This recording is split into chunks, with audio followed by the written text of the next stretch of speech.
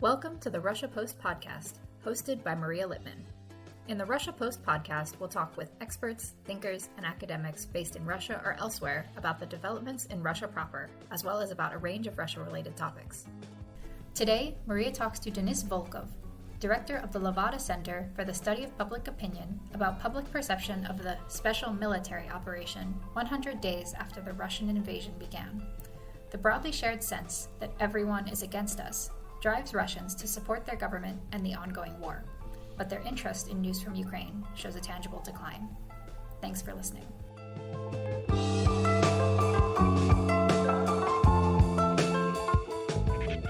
Hello, Denis. Thank you for joining me today. Hello, Maria. It's a pleasure to be with you. So we're talking on June 2nd. It's been almost 100 days since the beginning of the special military operation, the term, of course, that is mandated in Russia. So how, in your experience and according to your data, how has the public perception changed in the course of those 100 days? A vast majority seem to support the military operation in March and a bit less so, if I remember your data correctly, in April. Do you have the results for May yet? And what can you say about the dynamic? Yes, we just got our results from last week. Yes, it's the end of May. And we see that almost no changes, or maybe some incremental changes in public opinion.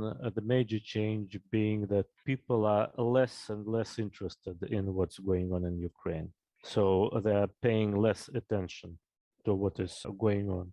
And if we look at the support, it is more or less the same now as in last month and 2 months before. We see about one half declare unconditional support, so they definitely support. They choose this option, and about 30% they show support, but with many different reservations. They're not very sure what's going on, and they say that they're very fearful of what's going on. But still, many of these people say that they quite often comment our questions during the survey, and many people say yes, there are a lot of problems at home. We do not support many things that the government is doing, but in Ukraine we should support Putin because it is only way to do so, because it is patriotic, because the whole world is against us now, and only Putin and his colleagues help to defend Russia.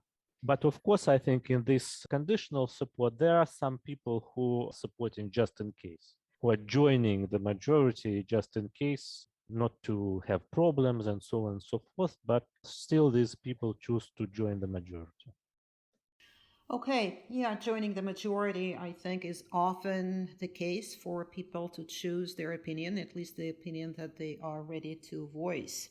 There has been criticism of your results as well as other polling firms' results on the support of the military operation. Those critics say that people tend to falsify their preferences because they are afraid of retributions or because they simply refuse to answer pollsters' questions.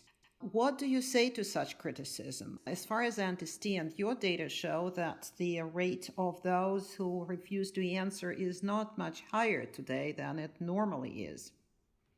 Yes, we monitor the situation quite closely, and we see that there are no changes in the response rates. And if we compare it with the beginning of this year, with the last year, we do not see any significant changes in telephone surveys, in face-to-face surveys. So those who are speaking about these big shifts, well, not sure where they got their data from. At least in our data, we do not see this, and we are using the methodology of American Association of Study of Public Opinion. So it is that what we can use, and we are using. We also quite recently made some additional surveys of people who were participating in our telephone surveys last year, and decided to see how their views are changing, and more importantly, whether there are any differences between their willing to take part in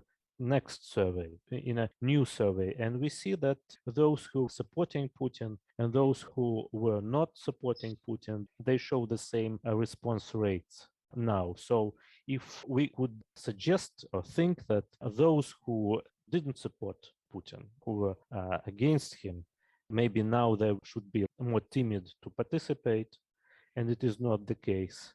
And so also as we look at the different indicators, not only on the support of Russian military and not only at support of Putin and the government, but also how people see the situation in general, we see that more people now have some hopes for the future that situation will improve. And the situation is very similar to what we saw in 2014, in spring 2014, when not only the ratings went up considerably, but also the overall assessment of the situation for some months went up. This is what we are seeing now. Really interesting that people actually feel more upbeat now. This seems to be counterintuitive, especially for somebody who's paying attention to what the economic experts are saying, predicting doom, predicting very negative scenarios for the Russian economy.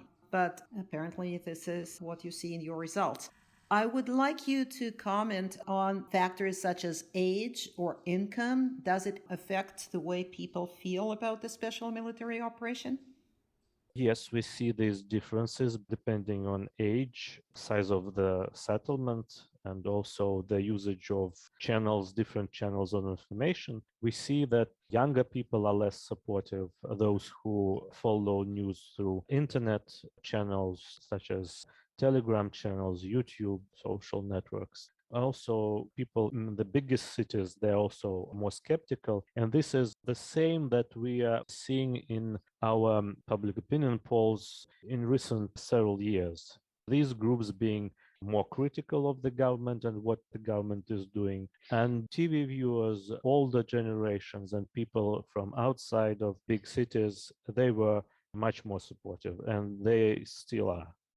And how about income? Some of your colleagues from other polling firms are saying that there is a dependence on the size of income, that people who tend to be wealthier also tend to be more supportive. Have you actually noticed any such dependence? It seems so that this factor varies. So there is in different surveys, there were different situation. And right now, it seems so that there are no significant differences in this factor. So probably there was something going on in this group. There were some changes were going on, but now we do not see significant changes depending on this factor.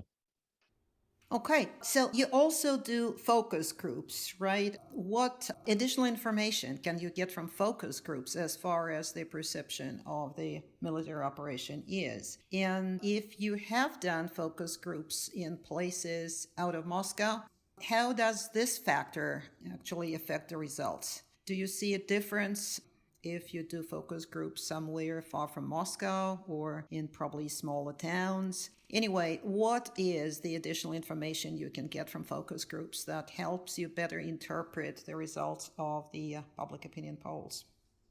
Well, such results only supplement the results of public opinion polls, where people can speak maybe more freely sometimes more extensively about what they're thinking about or what is going on. And maybe if we speak about the effect of the sanctions and how people feel the situation, we see in focus groups that it helps to understand that, well, people see that the prices are going up, and probably this is the major effect of the sanctions. It's not about actually the brands are going away, but the prices are going up, and the people understand it in this way. But also we see that many people say, especially older generations, say that maybe, well, we should wait a little bit, we should adjust to the situation. And many of them also say that maybe these sanctions at the end of the day will be for the best, because it will help us to build up our industry, and that will help to produce more at home. Well, economists say it will not be this way, but many people see it as an opportunity to invest in the local industry, local factories, local agriculture. So right now, though, they feel the effect of the sanctions. That's still there. Right now, there's still room for adjustment and room for people maybe adjusting to the situation. At least many are still ready to do so. Younger generations are not so willing and not so happy, but again, we see it in the public opinion polls as well. I would say that focus groups helps to triangulate the results of the public opinion polls and to listen to how people react and what people are saying in their own words. I see. Again, this sounds counterintuitive in that people feel generally not downbeat or maybe even upbeat, as you say, even though they have concerns about the economic situation. Really hard to believe, but apparently you know what you're talking about. What may be other concerns that people share? Do you hear in your focus groups any mentions of casualties, of how the special military operation proceeds? It's maybe lasting too long, not everything going on as planned. Do you hear any of this in your focus groups? No, we hear, of course, and hear a lot about concerns about the how people put it, lives of our boys. But at the same time, people are saying, but who else will protect our motherland? So they are, well, heroes. They are doing what is expected from them. And yes, it's interesting that many people know about what's going on, and sometimes they have friends who, families where there were casualties, but still they are afraid. But at the same time, I think why this data may be counterintuitive, because we are looking at it from the, well, daily perspective. But what we are having, it's an emergent situation, and this breaks the rules of the daily routine. And in the situation of the emergency, the ordinary rules, they are not applied. And as people say, the whole world is against us, and we should not give in. We should stand up against them. And so there are a lot of this feeling right now. And there's also the situation of this emergency, which brings the ratings up. So it's not ordinary situation. I see. Yeah, the whole world is against us is, I think, a message that the state television is sending to the people. How do people understand what goes on in Ukraine? I mean, what are their interpretations? What are the most common explanations? Because we've had since the beginning of this special military operation, what I would describe as a shifting message, shifting narrative. Why are we doing whatever we're doing in Ukraine? We've heard words such as denazification, demilitarization, defense of eastern Ukraine, of Donbass, of the two republics there, defense of Russia itself against NATO in the West. What do you hear from people? What are the most common explanations of what Russia is doing? What this military operation is about? Well, initially, the majority was saying that we are defending Russian-speaking population there, even Russians, people who feel themselves Russians or speak Russian language. And it seems to me that now we are having this shift towards a different explanation. First, it was the helping or protecting Russian-speaking population. Now it is more about protecting Russia itself, protecting it from NATO, from the West, unfriendly West, who is supplying Ukraine with weapons. And what is also important, I think, what we hear from the respondents, the following explanation. We are ordinary people, we are small people. We do not understand much in politics, and it is for Putin and for the government to decide. If they decided, probably they had some reason to go in Ukraine, to start it, and let them decide. We do not understand that much. We are afraid of what's going on. We even compassionate with everyone who is dying there. But what else could we do? We can't influence anything. And let government decide. Denis, and what is the atmosphere? I mean, of course, one focus group may be different from another, but what are your general impressions? Are people willing to discuss this topic? Are they reluctant to discuss it? Do you get a friendly atmosphere during your conversations, your discussions with people, or do they maybe loathe you for asking them about something that is disquieting? Well, of course, in focus groups, it can be, atmosphere can be different. But generally speaking, both surveys and focus groups show that people want to discuss what is going on. Of course, there may be some reservations, but they are concerned, especially in the beginning. Many people were shocked, and actually, we do not discuss just we do not gather focus groups to discuss this very topic. We are discussing what people want to discuss, what they are concerns about. And this is one of the major concerns. But more and more, it seems to me that economic situation becoming a greater concern. And it is loosely connected in the minds of many people, loosely connected to the situation in Ukraine and to what Russia is doing. But it seems so it is becoming more important. People are more involved in solving daily economic problems. And actually, what we are seeing from month to month, that less and less people are paying attention and wanting to pay attention to what's going on in Ukraine. That's very interesting indeed. And you mentioned earlier in one of your responses that people are less interested. So let's talk about that. So, do you have a sense of a rising fatigue? People being reluctant to think about the war, prefer not to know? And I would like you also to comment, to the extent that you can, whether the government is responsive to the sense of fatigue, if the sense of fatigue is there. I would also say that colleagues of yours in a polling group that calls itself Russian Field reported that, according to their data, 40% said in a recent poll that they were tired of news, unspecified. But because the bulk of the news these days is about the military operation in Ukraine, I guess we can interpret it as a fatigue of the news from the front, let's put it this way. So how do you see it? Rising fatigue, is it there? And how does the government respond? Well, it is probably there, but it's more that people are less willing to follow the news. But it was so even before this military operation started.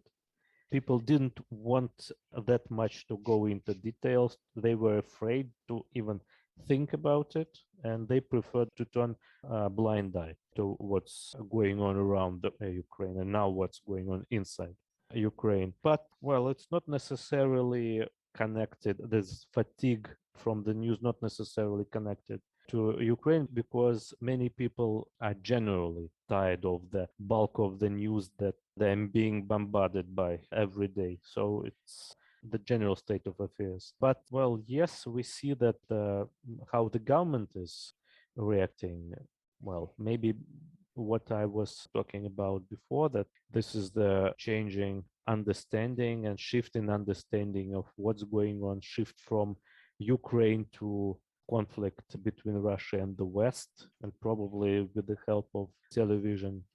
And what we are seeing in our polls now and what we were seeing in 2014, that again, in this extraordinary situation, more people tend to turn to TV as a source of official information, and more people now are interested in TV and less inclined to trust social networks, especially because of this conflict. People say, in this extraordinary situation, we have to turn to official information. And in the social network, there are a lot of mess, a lot of the disinformation, fake news, and the opinions and information from the enemy, from the adversary.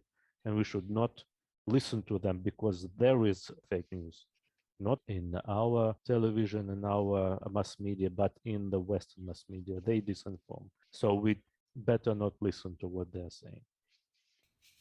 That's really, really interesting. And so I asked you how you believe the government is responding to the sense that the people are concerned yet do not want to go into detail of what goes on, I would mention that actually in late February and March and even early April, the state-controlled television broadcast was very strongly focused on this special military operation to the extent that many entertainment shows were replaced by political shows, including militant political talk shows and other elements of militant propaganda. Later on, however, beginning roughly in late May, some of the entertainment TV shows, some of the most popular ones, have been returned.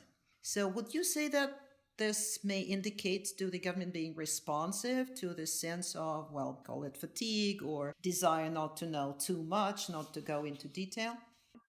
Or maybe it can be a routinization of this conflict. That's not exactly back to normal, but still to something which was before. Yes, there are more entertainment programs, so it's no need to pay that much attention. So maybe it's also this shift in the interest in situation in Ukraine. Probably it's also because of this shift on television. So less information, less interest. In this, maybe it is also what we saw at the end of 2014, beginning of 2015, when this shift in Russian mass media was reflected in the public paying less and less attention to what was going on. Probably we are having it now as well. Yeah, this is a very important and interesting observation, and especially the comparison with 2014 and 2015. And I really like your term, routinization.